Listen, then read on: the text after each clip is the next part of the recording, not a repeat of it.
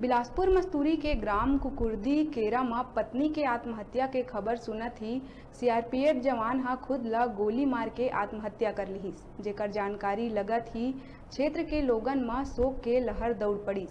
शनिवार के पति पत्नी दोनों के अर्थी घर ले उठिस त श्रद्धांजलि देहे पहुंचे लोगन के आंखी नम हो गईस। दरअसल पचपेड़ी थाना क्षेत्र के ग्राम कुकुर्दी केरा में गुरुवार बिहनिया नवविवाहित यामिनी जगत हा अपन घर में फांसी लगा के आत्महत्या कर लिहिस। जेकर खबर सुनत ही महाराष्ट्र के गढ़चिरौली में तैनात सीआरपीएफ जवान पति चंद्रभूषण जगत हा खुद ला अपन सर्विस राइफल ले गोली मार के आत्महत्या कर लिहिस। सीआरपीएफ जवान चंद्रभूषण के शादी 4 महीना पहली यामिनी ले होए रहिस और 5 महीना ही जवान हा 15 दिन के छुट्टी में घर आए रहिस। बीते 28 फरवरी के ही वो ड्यूटी में लौट गई और ये घटना हो गई।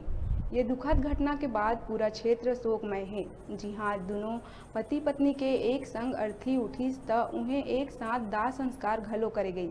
ये दौरान जवान ला गार्ड ऑफ ऑनर देते हुए श्रद्धांजलि दी गई। जी हाँ, बड़े संख्या में क्षेत्रवासी उपस्थित रहे।